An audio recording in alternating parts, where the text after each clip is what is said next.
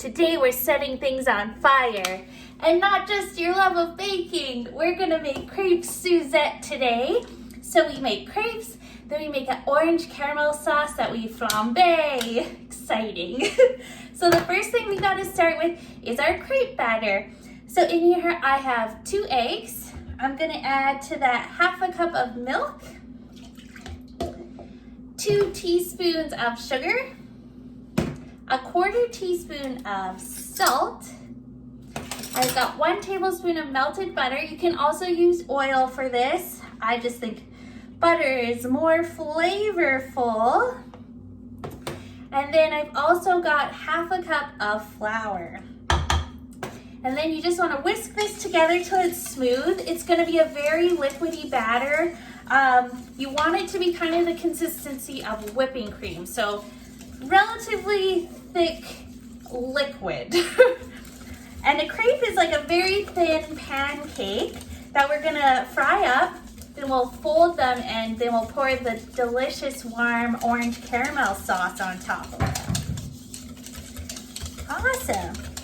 So that looks pretty good. If there's any big lumps, you can always strain it out. Otherwise, this is good to go. So ideally, you want this to sit in the fridge half an hour or overnight if you want to make it the night before, and then you can have fresh crepes for breakfast. Amazing.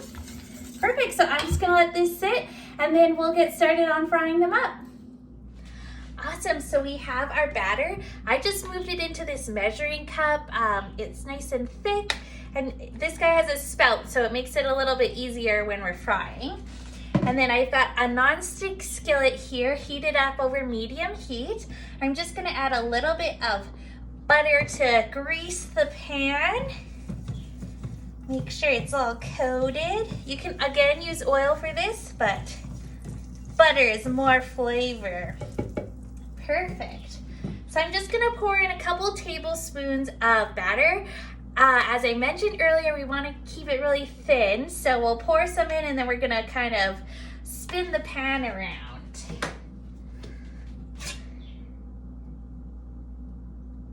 And you want it to coat the whole bottom of the pan. So just keep swirling her around. Looks like my pan could be a little bit hotter. We'll start with that. The first one's always a little bit ugly. So you'll see it's starting to turn matte colored instead of being liquidy looking, and that's perfect. So that will mean it's cooked. But we'll just let it cook there for a minute till we can pull it off. All right, so this is looking pretty good. You can just peel it off and then place it onto a tray. And then you'll start with the next one. If there's any little bits like this left on, just scrape them off before you start the next one. So again, heat the pan. If it needs more butter, add it. Ours is pretty greased still. There we go. And then swirl it around. And I like to keep swirling to cover any holes if you can. Ta-da! And then just let it heat and cook through. If you want to flip them over, you can. I don't think it's necessary. And so I'm just going to keep going with these guys. And then we'll layer them up just one over top of the other, overlapping on our baking tray. And then we'll get started on our caramel.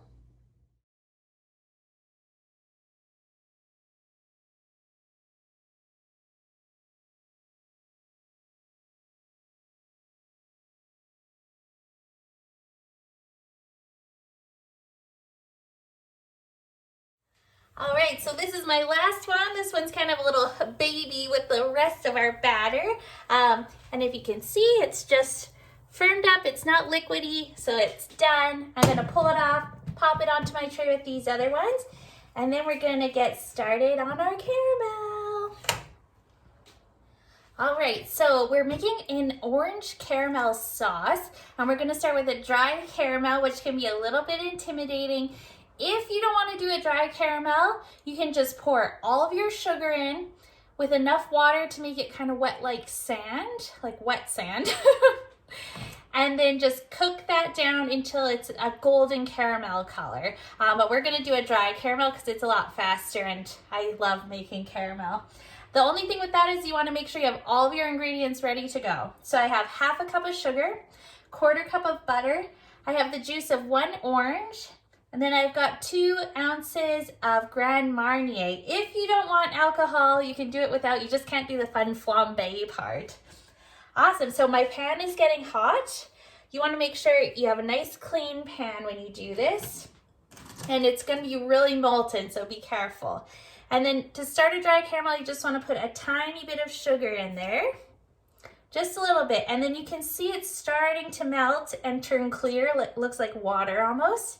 That's perfect. As soon as that little bit of sugar melts, you add in a little bit more. And then keep going until you use up all your sugar.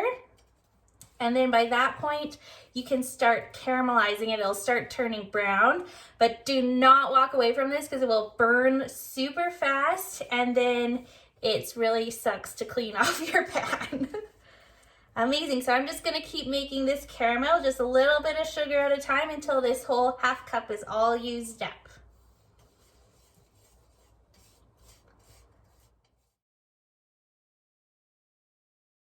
Okay, you can see our caramel is nice and golden brown right now, so you wanna take it off the heat when you do this because it's gonna bubble up like crazy. So I'm just gonna put it, where can you see it? I'll just hold it. Okay, so off the heat as much as you can, and then dump in your 1/4 cup of butter, and be careful, this is gonna be really hot and it's gonna bubble everywhere.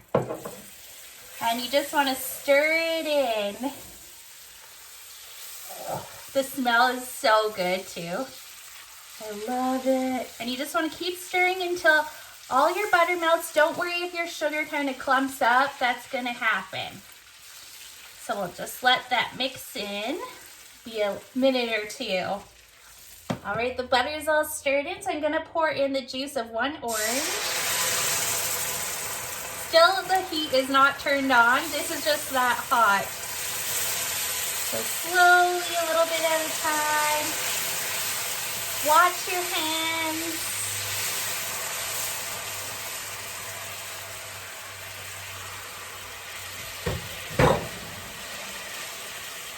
Okay, so at this point you might have some sugar clumps in there, like I have this big chunk here. That's okay. Now we're gonna turn it on to a medium-low heat, and we're just gonna cook it down for a few minutes just to reduce some of the liquid and also to melt any big sugar chunks that we have. Okay, so our sauce looks really good. All the sugar lumps are melted. It's kind of thickened up a touch because some of that moisture's got cooked off. So now we get a flambe. If you have a gas oven, it will light off your burner. So if you're not comfortable with that, move it away from the oven, turn off your oven, and do this on the side. But I just have this electric one. So I'm gonna pour in my liqueur. Do not pour it straight out the bottle because disasters can happen. Pour it in a separate container and then put it into your sauce. And then you can light it with a thing. It's very hard to tell, but it is on fire. And then just be very careful, keep shaking your pan. If it gets too crazy, cover it with a lid. But right now we're just burning off all that alcohol on there. So fun and exciting. So we just want to keep cooking till that burns off. And then our sauce is finished. We're just gonna plate it up with our crepes. So that's all cooked off, we're ready to go. Awesome, so we got our caramel sauce, we got our crepes. So normally how you serve it is you take 1 crepe, you fold it in half, and then fold it in half again. You can put fillings in it if you want. Mascarpone cheese is really nice. And then you can put them into the sauce in the pan, or you can just put it on a plate and then drizzle this delicious sauce on top of it. Oh, so good. Amazing. Well, fun flambing, awesome time. I can't wait to eat these, and I will see you guys tomorrow.